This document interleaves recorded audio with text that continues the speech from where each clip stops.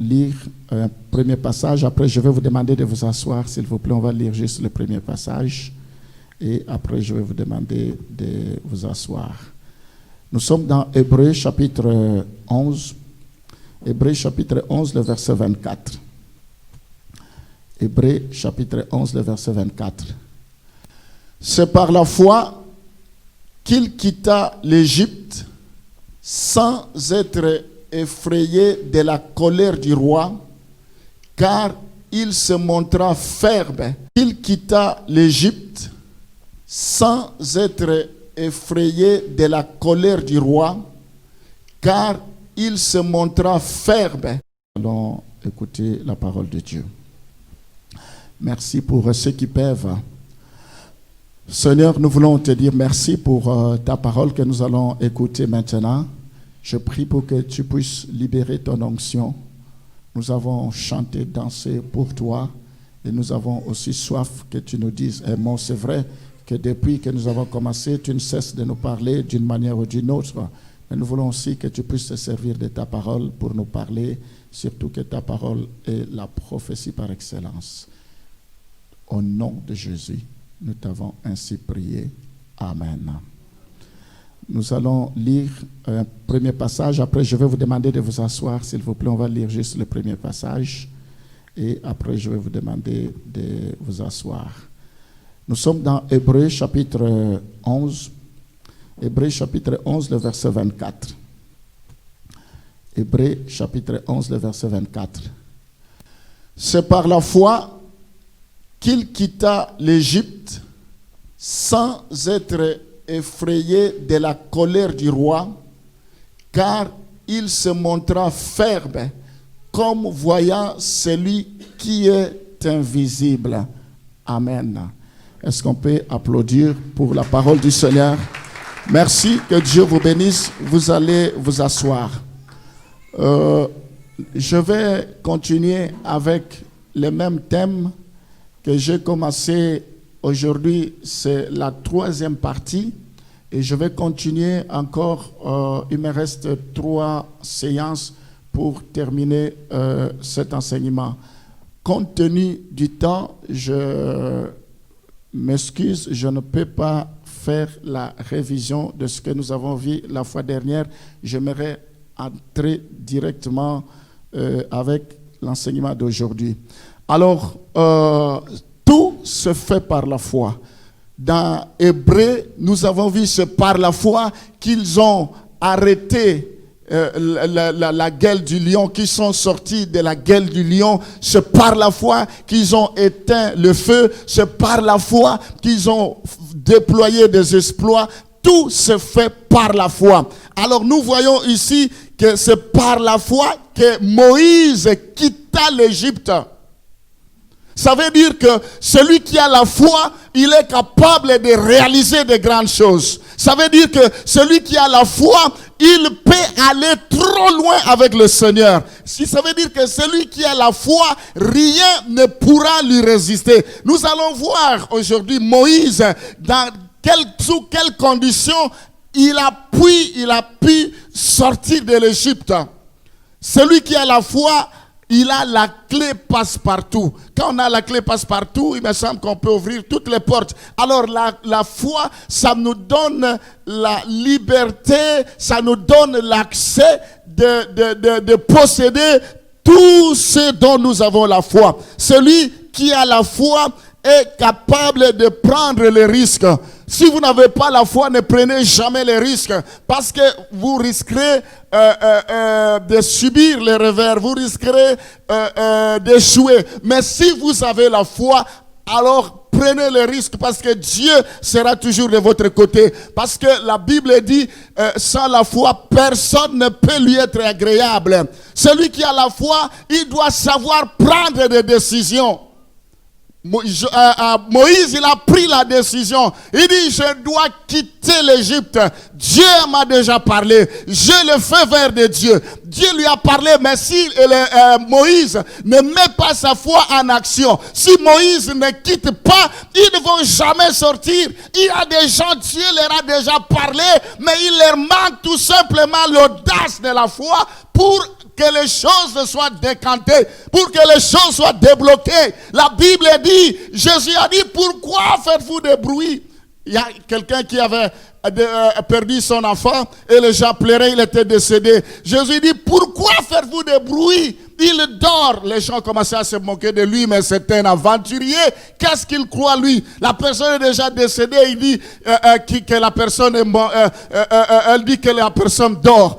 Et Jésus a fait sortir tout le monde de la chambre, de la maison. Il a pris ses apôtres, quelques apôtres. Et quand il est arrivé dans la maison, il a ordonné, il dit, jeune fille, lève-toi.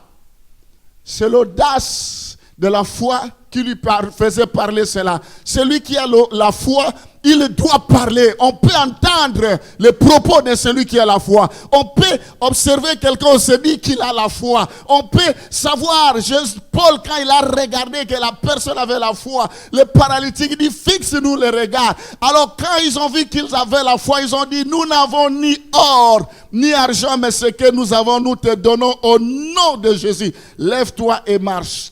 Tout à coup, un miracle s'est opéré. Tu as besoin du langage de la foi. Tu as besoin de marcher par la foi. Celui qui a la foi n'a pas peur de quoi que ce soit. Alors maintenant, entrons dans le vif de notre message. Nous voyons que Moïse quitte l'Égypte pour la première fois. Allons dans Exode chapitre 2, le verset 13 à 15. Exode chapitre 2, le verset 13 à 15. Il sortit le jour suivant et voici deux Hébreux se querellaient.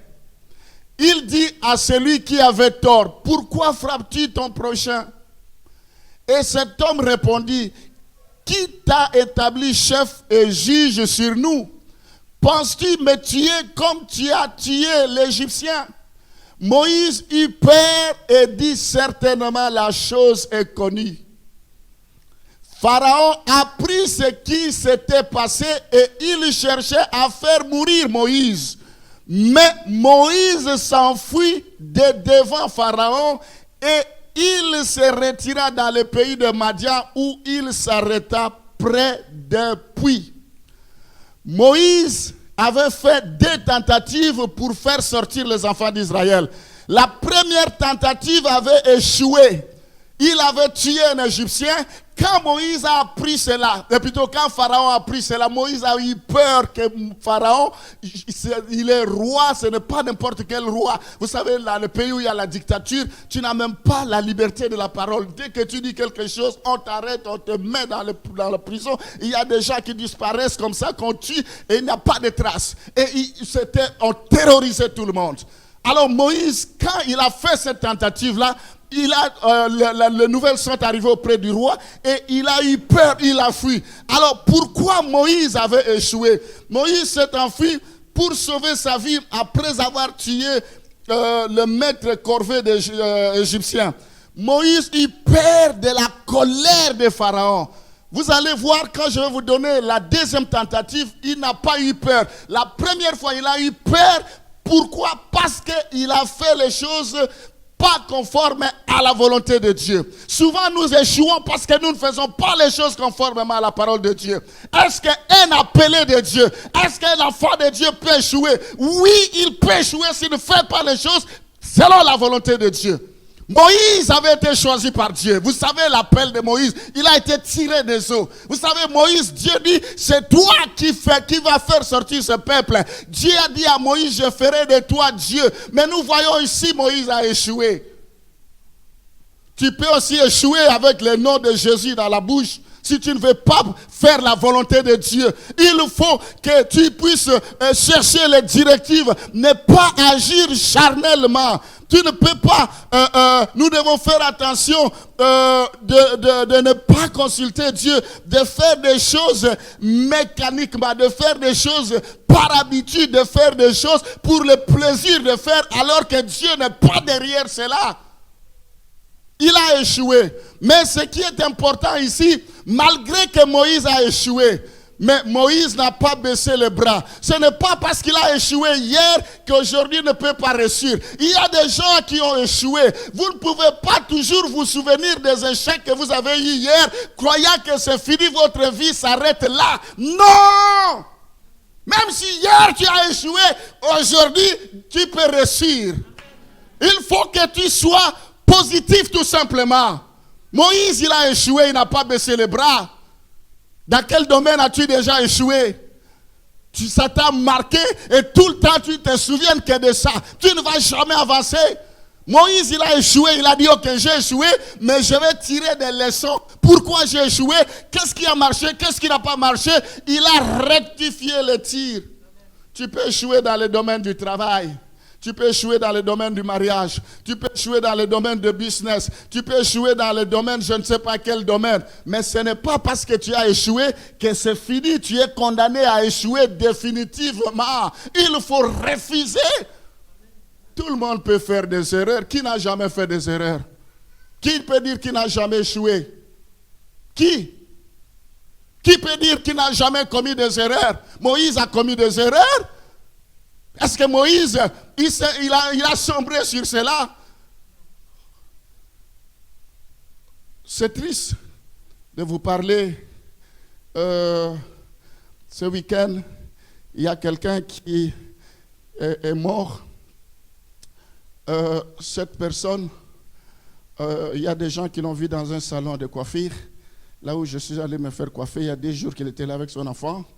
Et il a eu une dispute avec sa femme, et une dispute, et il a quitté le 4e étage, il s'est plongé, et le pauvre est décédé. Et la femme est restée avec l'enfant. Pourquoi? Je ne vais pas vous dire la ville, je ne peux pas vous dire parce que je suis en direct, c'est triste. Pourquoi en arriver jusqu'à des extrêmes? Pourquoi chercher des querelles inutiles? Pourquoi pousser quelqu'un jusqu'à se donner la mort pour que tu sois content? Aujourd'hui, c'est parti, c'est fini. C'est irréparable. Maintenant, tu vas rester bien avec l'enfant. Vous ne savez pas jusqu'à où vous pouvez mettre la vie de quelqu'un en péril à cause de futilité. Je ferme ma parenthèse. Revenons sur Moïse. Il y a des gens qui sont bloqués parce qu'ils ont fait la première tentative, ça ne marche pas. Moïse, il a échoué, mais il était déterminé. Son objectif, c'était de délivrer les enfants d'Israël. Tu as fait une tentative, ça n'a pas marché. Oh non, ça ne marche pas, ça ne marche pas. C'est faux. Ce n'est pas parce que ça n'a pas marché hier qu'aujourd'hui ça ne marchera pas. Pierre, il a péché toute la nuit, il n'a rien attrapé. Mais quand il a rencontré Jésus, Jésus lui a dit, jette de nouveau. Quand il a jeté, mais c'était un scandale de succès. Et je prophétise ce matin que là où tu as échoué hier, tu réussiras. Je prophétise ce matin que ce qui n'a pas marché hier, ça marchera aujourd'hui. Parce que tu as d'autres prédispositions. Parce que tu as compris là où tu as échoué, tu as compris les erreurs. Et cette fois, tu vas aller avec Dieu. La Bible dit, avec Dieu, nous ferons des exploits. Des fois, il faut accepter des erreurs pour corriger. Pour se corriger, il faut accepter des erreurs. Personne. Moïse, Dieu, quand Dieu l'a appelé, il dit, je ne sais pas parler. Pourquoi Dieu avait mis Aaron à ses côtés? Parce qu'il n'avait pas le verbe facile, il bégayait. Mais Dieu dit que c'est toi. Si Dieu est avec toi, quels que soient les obstacles, tu auras la victoire. Dis Amen. Alors, passons maintenant à la deuxième tentative de Moïse. C'est ça qui nous intéresse. Moïse, quand nous avons vu le deuxième passage, le premier passage qu'on avait lu, c'est par la foi que Moïse sortit. Moïse n'a plus eu peur de Pharaon parce que là, quand on a la foi, on n'a plus peur. La seconde fois, il tournait le dos à l'Égypte et à tout ce qu'elle représentait. Il n'agit plus par crainte de rien, il ne craint rien. C'est par la foi qu'il quitta l'Égypte sans être effrayé de la colère du roi. Quoi? Tout le monde tremblait devant Pharaon. Mais Moïse défie le Pharaon. Il dit, je veux partir, que tu le veuilles ou pas. Celui qui a la foi ne peut pas avoir peur de défier le diable. Celui qui a la foi ne peut pas avoir peur de défier l'ennemi. Il a dit, je veux partir. Il n'agit plus par crainte. C'est donc à cet épisode qu'il fait allusion, voyant celui qui est invisible. La Bible dit, car il se montra ferme comme voyant celui qui est invisible. La première fois, il ne regardait pas à celui qui est invisible. Tu veux avoir le succès, il faut que tu aies les yeux tournés vers l'invisible. Les gens échouent parce qu'ils regardent les hommes. Ils comptent sur les gens. Ils regardent les imperfections des gens. Ils regardent la situation. Il faut regarder l'invisible. Quand on a amené les pains à Jésus pour multiplier les pains, il y avait deux poissons et 5 pains. La Bible dit, il leva les yeux vers le ciel. Il n'a pas regardé au panier qu'il y avait. Il y a des gens, au lieu de regarder l'invisible, ils regardent avec les yeux physiques. Tu vas échouer. Les apôtres regardaient, comment nous allons faire des pains, 5 poissons, comment on va nourrir les gens. Mais Jésus, lui, il a dit, Père, je te rends grâce. Je sais que tu m'as déjà exaucé. Alors cette fois, Moïse regardait l'invisible. Quand on regarde l'invisible, on va réussir. Pour ta situation, regarde l'invisible. Ne regarde pas les gens. Les gens peuvent te trahir. Les gens peuvent dire une chose et son contraire. Alors, il regardait à l'invisible. C'est ça le premier secret. Quand je parle de l'invisible, la foi de Moïse était si grande qu'il répondait aux ordres de Dieu. Parce que Moïse, il devrait répondre aux ordres de Dieu. Dieu dit, va, c'est toi que j'ai choisi pour libérer mon peuple.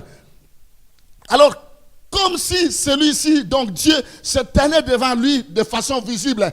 Quand Moïse s'est présenté devant Pharaon, dans sa tête, c'est comme si Dieu était avec lui, comme si Dieu était là. Il voyait Dieu et tout ce qu'il faisait, Dieu entendait et qu'en cas de souci, Dieu allait intervenir. C'est comme ça que tu dois marcher par la foi.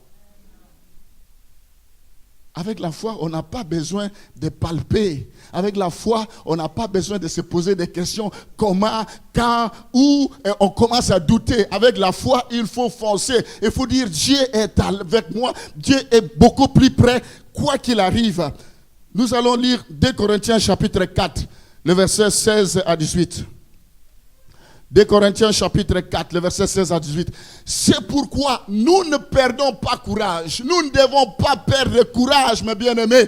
Et lors même que notre homme extérieur se détruit, notre homme intérieur se renouvelle de jour en jour.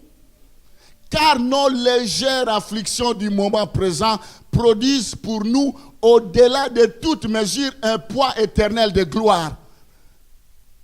Parce que nous ne regardons non point aux choses visibles, mais à celles qui sont invisibles. Car les choses visibles sont passagères et les choses invisibles sont éternelles. Amen. Ici, nous voyons le secret de la victoire des apôtres. Ils ne regardaient pas aux choses visibles. Si tu regardes aux choses visibles, tu vas mourir. Les choses visibles sont éphémères. Les choses visibles sont passagères. Mais il faut regarder aux choses invisibles. Parce que les choses invisibles sont éternelles. Les choses invisibles,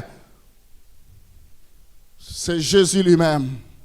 Quand on regarde aux choses invisibles, on minimise sa situation. Quand on regarde aux choses invisibles, on se dit, advienne que pourra, mon Rédempteur se lèvera le dernier. Nous ne devons pas regarder aux choses visibles. Oui, mes bien-aimés, toutes nos décisions doivent être motivées par des choses invisibles.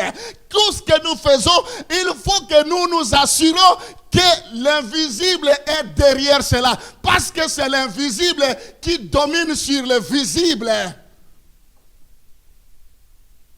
Est-ce que tu marches avec l'invisible ou tu marches avec le visible? Avec le visible, les sorciers vont te dépouiller. Avec le visible, tu vas avoir peur des sorciers. Alléluia. Il y a des églises que je connais un peu partout en Afrique, même ici. Quand on vient à l'église, si on ne chasse pas les démons, au nom de Jésus, on va chasser les démons, on va envoyer le feu, qu'ils soient consumés. S'ils ne font pas ça, c'est comme s'ils n'ont pas prié. Il faut tous les jours les combats. Et l'église, on ne vient pas pour chasser les démons tout le temps, tout le temps. Tout le temps, il faut chasser, chasser, chasser, chasser. On vient pour adorer Dieu. Curieusement, il y a eu coronavirus. Covid-19, les églises étaient fermées, mais les sorciers que vous fouillez, que vous avez peur pour venir prier à l'église, mais pourquoi ils ne vous ont pas bouffé ces sorciers-là? Parce que vous n'avez pas eu le temps de les chasser à l'église. Vous n'êtes pas venu les chasser. Pourquoi ils ne vous ont pas chassé? Ils ne vous ont pas bouffé. Ah, vous croyez que j'aille à l'église pour chasser les démons, Non, ici c'est que je vais vous dire tout simplement. Il faut révolutionner votre foi. Si vous avez la foi, qu'est-ce que les sorciers vont vous faire? Je ne dis pas qu'il ne faut pas chasser les démons, mais il ne faut pas non plus exagérer. On ne peut pas commencer une prière toujours chasser. Où est la foi? La Bible dit, je vous ai donné le pouvoir de marcher sur les scorpions, de marcher sur les serpents, et rien ne pourra venir. Quand vous ne venez pas à l'église, où vous avez chassé les démons là? Est-ce que le frère Pierre était là pour vous aider à chasser les démons? Vous devez avoir une foi. La Bible dit, ayez par-dessus tout le bouclier de la foi pour éteindre tous les traits enflammés de l'ennemi. Amen. Alors, mes bien-aimés, on va avancer. Les choses passagères, les choses visibles sont des choses éphémères, passagères. Ce sont des choses qui ne glorifient pas Dieu. Face à l'opposition du roi d'Égypte qui voulait empêcher la sortie du peuple d'Israël, Moïse resta ferme. Il ne se laissa pas arrêter par la puissance du Pharaon. Alléluia. Comme je le disais, Pharaon n'était pas n'importe qui. C'est parce qu'il avait placé sa foi sur Jésus-Christ. Il avait placé sa confiance sur Jésus-Christ. Il avait placé sa confiance dans la suprématie du Dieu invisible. Amen. Allons dans 1 Corinthiens chapitre 15, le verset 13. Vous devez placer votre foi sur la suprématie de Jésus-Christ. Même si les gens ne font rien pour vous, Jésus est capable d'intervenir pour ta situation. Il y a des gens qui sont choqués, qui sont scandalisés parce qu'on n'a rien fait pour sa situation. On n'a fait rien, mais les gens sont limités. Nous devons compter sur Jésus.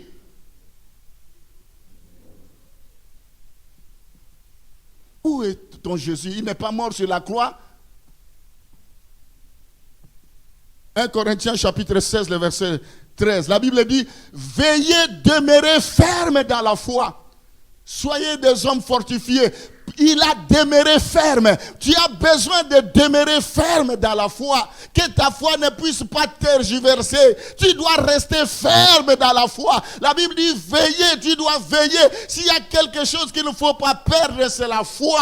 Vous pouvez tout perdre, mais si vous avez la foi, vous allez récupérer ce que vous avez perdu. Vous allez appeler à l'existence ce qui n'existe pas comme s'ils existaient. Si vous avez la foi, vous avez gagné, vous avez reçu. La foi tout simplement. Il faut avoir la foi, il ne faut pas perdre la foi. Pas n'importe quelle foi. La fermeté ou la foi doit s'appuyer sur Dieu, qui est plus grand que celui qui est donc dans le monde. Dans 1 Jean chapitre 4, le verset 4. La Bible dit, 1 Jean 4, 4. Vous petits enfants, vous êtes de Dieu. Et vous les avez vaincus parce que celui qui est en vous est plus grand que celui qui est dans. Vous êtes de Dieu. Celui qui a la foi puisse saisir cela. Celui qui a la foi puisse confesser que je les ai vaincus. Parce que celui qui est en moi, il est plus fort que celui qui est sur la terre. Il faut confesser cela. Si tu ne veux pas confesser, si tu ne crois pas à cette parole, qui fera ta place? C'est aussi simple que ça. Vous êtes des petits dieux. Vous avez déjà vu Dieu trembler. Vous avez déjà vu Dieu reculer devant les obstacles. Vous avez déjà vu Dieu pleurer. La Bible dit, vous êtes des petits dieux. Vous les avez vaincus. Parce que celui qui est en vous est plus grand que celui qui est sur la terre. Amen. Tu as des capacités. Il faut déployer ta foi tout simplement. C'est ce que Moïse a fait. Moïse, c'est le sauveur. Je veux ce matin que Dieu te donne l'onction de Moïse. On a besoin de Moïse, des gens qui défient le pharaon. Quel est ton pharaon?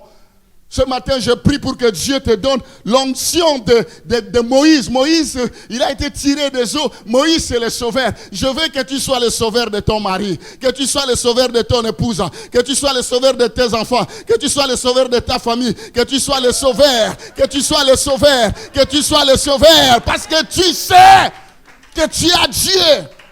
Tu vas aller combattre jusqu'au bout. Il dit, ce n'est pas vous qui combattrez. Vous allez vous présenter, mais moi je combattrai à votre place et je vous donnerai la victoire. Alléluia. On a besoin de Moïse dans cette église. Qui peut être le Moïse de cette église pour dire, moi je vais lever le défi sur le plan financier. Moi je vais lever le défi sur tel plan. Que Dieu te bénisse, ma soeur. Oh, on a besoin de Moïse. Moïse, Moïse. Que Dieu te donne l'onction de Moïse. Pour que tu lèves le défi. Jésus-Christ avait besoin de Moïse dans sa vie. Il avait besoin de Joseph d'Arimathée. Vous savez, je vous donne un exemple. Si on tue un terroriste ici, que vous allez demander le corps de terroriste, on va dire, ah, comment vous les connaissez? Vous aussi, vous êtes des combinants, comment on dit, vous êtes en liaison avec lui. Vous ne pouvez pas prendre les risques de comment on dit, comment? Oui, vous êtes complice. Ok, comprenez. Quand Pierre, la femme a dit, toi, tu étais parmi les disciples. Vous savez comment il a tremblé? Il dit, non, je ne le connaissais pas. Parce que c'était trop dangereux. Mais Joseph d'Arimathée, il a pris les risques. Alors que Jésus avait défié tout le monde. Il a dit, je vais mourir le 3e jour, je vais ressusciter. On a pris toutes les dispositions pour dire comment ça va se passer. Mais cet homme-là, il a dit, moi je suis venu demander le corps de mon Seigneur. Je vais l'enterrer. Voilà un Moïse qui défie, qui n'a pas peur. Nous avons besoin de Moïse. Je veux que tu deviennes Moïse.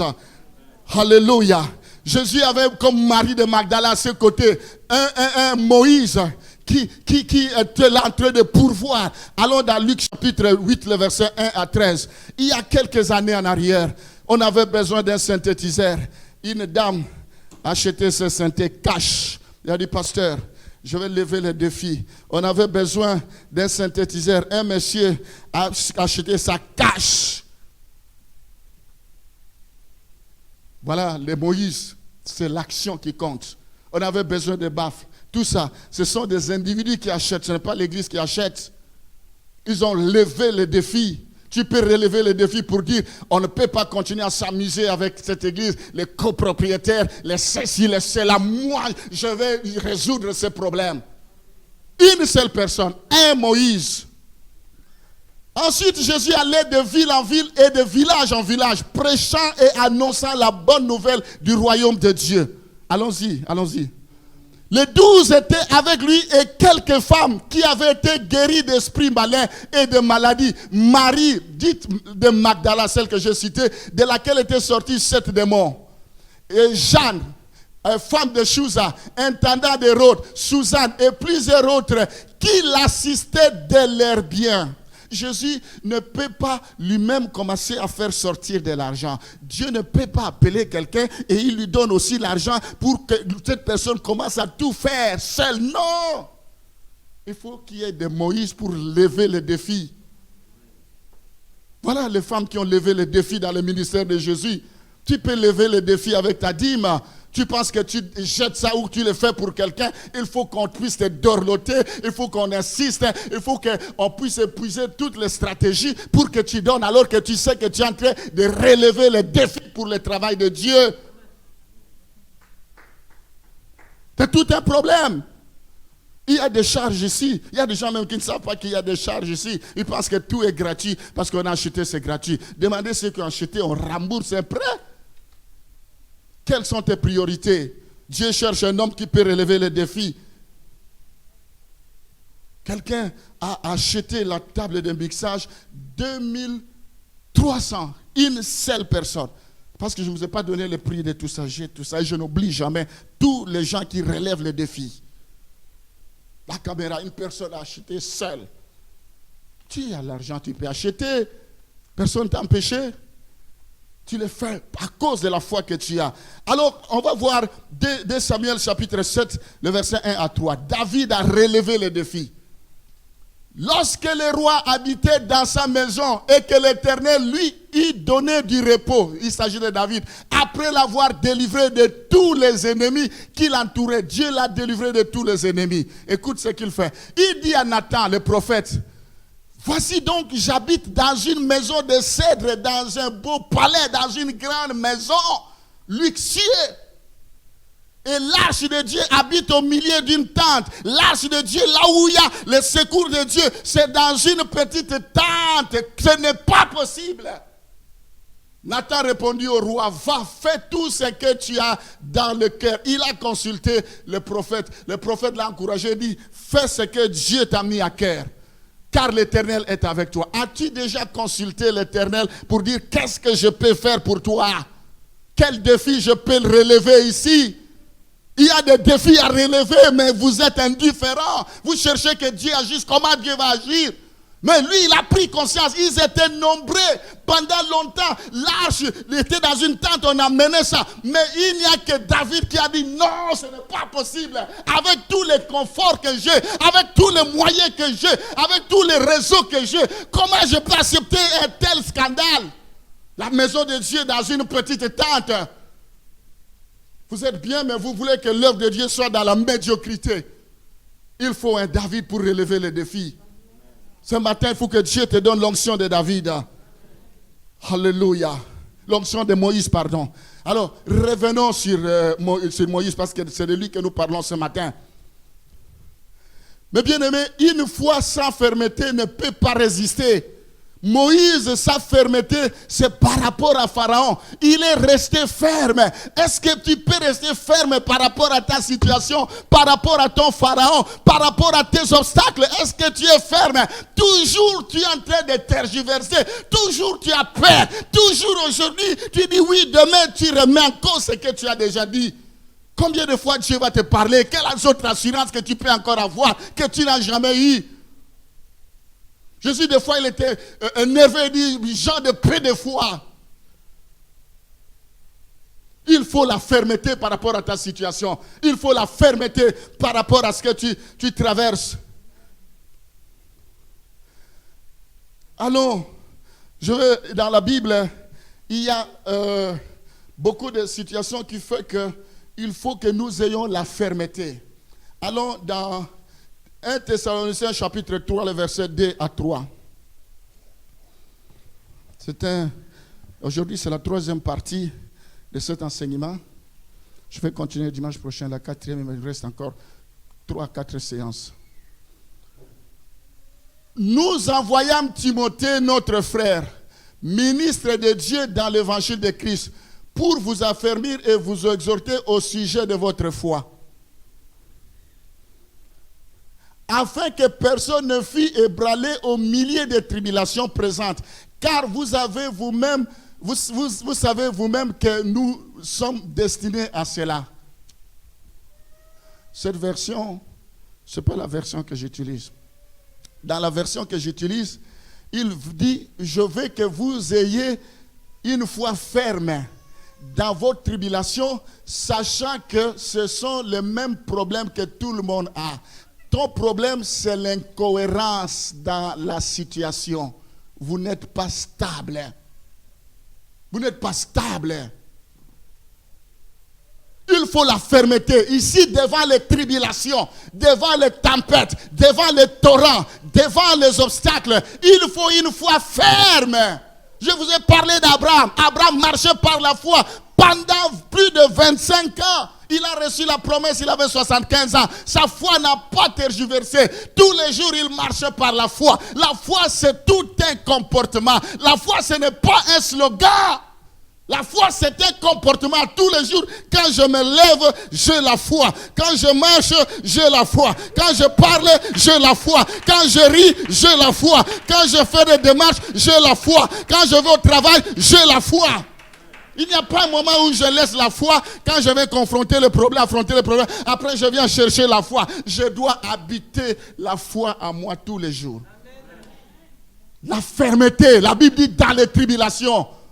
Parce que c'est à cela que nous sommes destinés. Les tribulations seront là. Un enfant de Dieu qui dit qu'il n'a pas de problème, je doute même si Dieu est avec lui. Parce qu'ici, Dieu promet les tribulations. Quand il y a la tempête, oh, pour moi c'est trop fort. Qui t'a dit pour toi que c'est trop fort? Comment tu vas savoir si tu as la foi s'il n'y a pas des épreuves? Donc, la première chose, par rapport à l'opposition, Moïse, face à l'opposition de Pharaon, il avait la foi ferme. Il a dit, Pharaon, ne te trompe pas, ce n'est pas le Moïse qui avait fui la première fois. Hein. Ici, je suis doté d'une autre capacité. Non. Ce n'est pas celui que vous avez connu hier, c'est une autre personne. Tu n'es pas n'importe qui. Tu es spécial. Alléluia. Comment les enfants de Dieu peuvent se sous-estimer comme ça? Comment les enfants de Dieu ne savent pas la valeur qu'ils ont? Comment les enfants de Dieu peuvent déclarer l'échec devant celui que Jésus a dépouillé sur la croix de Golgotha il y a de cela 2000 ans? Non, il faut que tu te lèves. C'est toi le Moïse. Il faut que tu sois le Moïse de cette ville de l'île. C'est nous le Moïse. Les gens verront ce que Dieu va faire. Qu'ils le veuillent ou pas, ils verront. Parce que Dieu est avec nous. Parce que nous avons la foi. Nous n'avons pas besoin de nous faire voir que les gens le veulent ou pas. Ils verront. Les mages, ils ont vu l'étoile. Ils ont commencé à suivre. Ils verront ton étoile. Et ils vont te suivre. Amen. Première chose, au sein de l'opposition, il faut une foi ferme. Deuxième chose, 1 Pierre chapitre 5, le verset 8 à 9. Le temps nous fait défaut, je vais arrêter bientôt. 1 Pierre chapitre 5, le verset 8 à 9. Soyez sobres, veillez. Votre adversaire, le diable, rôde comme un lion rugissant, cherchant qui il dévorera. On nous a même déjà prévenu que le diable rôde comme un lion rugissant. Des fois, quand le problème nous arrive, c'est comme si on n'avait jamais été prévenu. Il rôde, il vient avec toutes sortes de ruses, toutes sortes de... Il peut se personnifier, se camoufler derrière la maladie, derrière telle situation, ce sont des ruses du diable. Mais écoute, la Bible dit, résistez-lui avec une foi ferme. Pas n'importe quelle foi. Pas la foi qui dit oui le matin, le soir il dit non. Une foi ferme, c'est-à-dire le matin tu es ferme, le soir tu es ferme, du 1er au 31 tu es ferme, 24 heures sur 24 heures tu es ferme. C'est cette foi-là qu'on a besoin.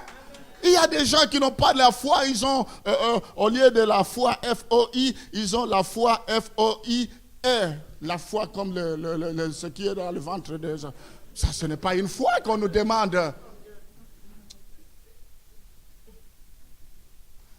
Il dit, résistez-lui, sachant que les mêmes souffrances sont imposées à vos frères dans le monde. Bon, la Bible dit, les mêmes souffrances sont imposées à vos frères dans le monde. Est-ce que la Bible ment? Tu as interrogé tous ceux qui prient, tu penses que ton problème, il est plus fort que les autres. Hein? Vous faites des illusions.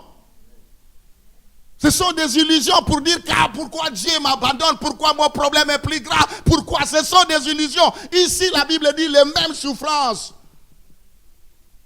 Il y a des gens dans des pays où on n'accepte pas Jésus. Quand vous priez, on vous arrête, on prend l'arme, on dit c'est Jésus ou je renonce. Toi, tu as déjà été à ça? Toi, tu dis ah non, j'aime la vie, quelle foi. Il faut rester ferme. Moi, j'accepte Jésus. Si vous me tuez, tuez-moi, que j'aille au ciel. Votre foi doit grandir. Arrêtons de pleurer pour des choses qu'il ne faut même pas pleurer.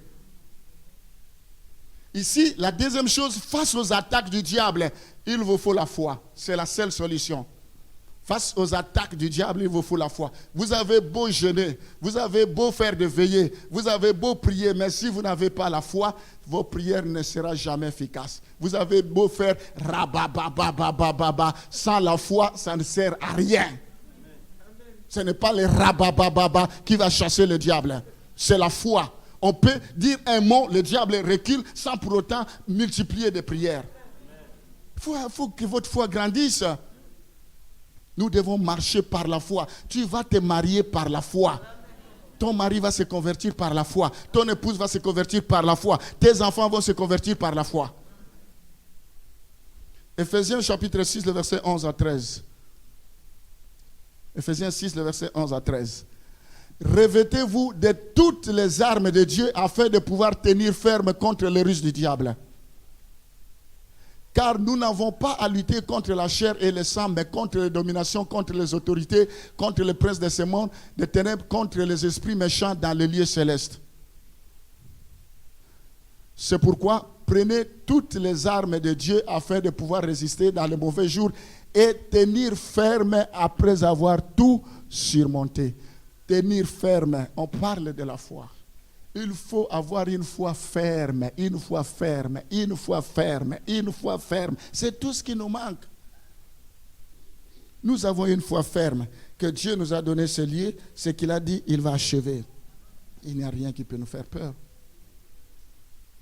Vous pouvez échouer, vous pouvez commettre des erreurs, mais revenez sur le droit chemin. Moïse, il a échoué, mais après, il y a un autre épisode, c'est Moïse qui a pris le devant.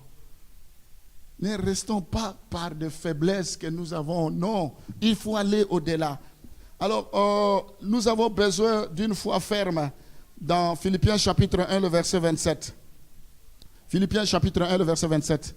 Il me reste 2 versets, on va terminer. Philippiens chapitre 1, le verset 27. Seulement conduisez-vous d'une manière digne de l'évangile de Christ, afin que soit que je vienne vous voir, soit que je reste absent, j'entende dire de vous que vous demeurez ferme dans un même esprit, combattant d'une même âme pour la foi de l'évangile. Ici, c'est par rapport au témoignage. Il dit que je vienne, que je ne vienne pas. Il y a des gens, leur foi, il faut qu'il y ait des gens pour qu'ils puissent les motiver. C'est bien, à un moment donné, on a besoin de coach. Donc, mais ici, Paul dit que je sois là, que je ne sois pas là, que j'apprenne que vous marchez dans la crainte de Dieu. Que j'apprenne que vous avez abandonné le péché, l'impudicité, vous avez abandonné l'adultère, vous avez abandonné les mensonges, l'orgueil, vous avez abandonné. Mais il y a des gens, il n'y a pas de gens derrière, mais ils vont plonger dans des choses mais pas possibles. Pornographie, masturbation, toutes ces choses. Vous n'avez pas besoin que quelqu'un soit derrière vous. Vous devez savoir que Dieu voit partout. Vous n'êtes pas converti pour quelqu'un, mais vous êtes converti pour le ciel. Vous devez vous préoccuper de votre salut. Paul dit, vous n'avez pas besoin de moi, que je sois là ou pas. Mais il y a des gens aujourd'hui, il faut toujours être derrière eux pour qu'ils marchent dans la crainte de Dieu. Jusqu'à quand vous vous êtes converti? Pourquoi? Si vous ne savez pas pourquoi vous êtes converti, restez dans le monde, mais ne venez pas faire semblant. Un homme ne pourra gagner, on ne peut pas se moquer de Dieu. Ce qu'un homme aura semé, c'est ce qu'il moissonnera. Vous marchez dans la crainte de Dieu. Loin des passions d'alcooliques, de boissons, de passions de cigarettes, loin de toutes sortes de drogues, loin de toutes ces choses, avec une foi ferme. Pour abandonner les péchés, il faut une foi ferme. Si vous n'avez pas une foi ferme, ce que vous avez abandonné aujourd'hui, demain vous allez reprendre. La Bible dit, vous avez bien commencé en esprit. Pourquoi vous terminez par la chair? Parce qu'il n'y a pas de foi ferme. Oh, c'est plus fort que moi. Oh, on m'a tenté. Qui t'a tenté? 2 Thessaloniciens chapitre 2, le verset 15. Ainsi donc, frères, demeurez fermes, toujours fermes, et retenez les instructions que vous avez reçues, soit par notre parole, soit par notre lettre. Vaut mieux la fin d'une chose que son commencement. Vous avez commencé, mais on n'est pas. C'est une course. Ce ne sont pas ceux qui courent, tous qui vont remporter le prix, mais c'est ceux qui courent selon les règles. Il y en a qui courent comme battant l'heure, battant donc comme à l'aventure. Nous, on ne court pas comme à l'aventure. On sait celui que nous servons. Nous devons persévérer une foi ferme, une foi qui ne tergiverse pas. Paul dit, même si vous recevez un autre évangile, même si c'est un âge qui vient avec ça, qui est différent de ce que vous avez annoncé, qu'il soit anathème. La Bible dit, rien ne peut me séparer de l'amour de Dieu. Qu'est-ce qui va te séparer de l'amour de Dieu? Amen. Je vais conclure. Psaume 118, le verset 10 à 12 et le verset 17. Je vais terminer par là. Voilà ce que tu vas faire avec tes ennemis. Voilà ce que Goliath, plutôt, Moïse a fait avec ses ennemis. La Bible dit, toutes les nations m'environnaient. Au nom de l'Éternel, je les taille en pièces. David, il était environné, tout le monde l'environnait, lui pointait des doigts, les ennemis, tu vas voir. Il dit, je les taille en pièces. Elle m'environne, m'enveloppait au nom de l'Éternel, je les taille en pièces. La foi nous pousse à tailler nos ennemis en pièces. Si toi, tu ne veux pas tailler tes ennemis en pièces, tant pis. Mais nous allons tailler nos ennemis en pièces. Nous allons les dépouiller. Parce que notre foi nous dit, nous avons les capacités de les tailler en pièces. Elle m'environnait comme des abeilles. Waouh, des abeilles partout. Elles s'éteignent comme un feu d'épine. Ils vont s'éteindre tous. Au nom de l'Éternel, je les taille en pièces. Le verset 17. Je ne mourrai pas. Je vivrai et je rencontrerai les œuvres de l'Éternel. Alléluia. Lèvons-nous maintenant. Je ne mourrai pas. Ce n'est pas Pharaon qui va te tuer, qui va te faire mourir. Aucune maladie ne te tuera. Aucun problème ne va te branler. Tu vas les tailler en pièces. Ce matin, j'ai besoin de Moïse pour tailler ces problèmes en pièces. Ici, on taille tout en pièces. Vous venez ici, quel que soit le sorcier, il peut être là, assis à côté de moi. Je le taille en pièces. Oh non, il y a des sorciers, je vais fuir de m'asseoir à ses côtés. Est-ce que la Bible dit que le combat, il est charnel? Non. Le combat, il est spirituel. Pourquoi vous vous attaquez aux gens? Pourquoi vous vous en prenez aux gens? Le problème, il faut vous apprendre à l'ennemi qui est derrière. On va les tailler en pièces. À suivre le dimanche prochain.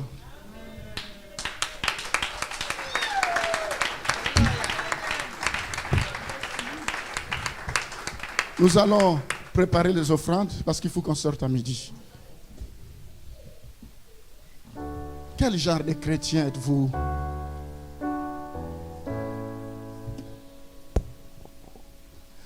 Alléluia. Seigneur, je bénis tous ceux qui nous suivent par les réseaux sociaux. Je bénis tous ceux qui sont branchés, tous ceux qui nous ont écoutés. Que tu puisses leur donner une foi capable de surmonter tout obstacle. Soyez bénis, je déclare. Vous qui êtes connectés, que votre semaine est bénie. Je me lève contre tous les ennemis qui se ligueront contre vous. Je les taille en pièces au nom de Jésus. Soyez bénis. Amen.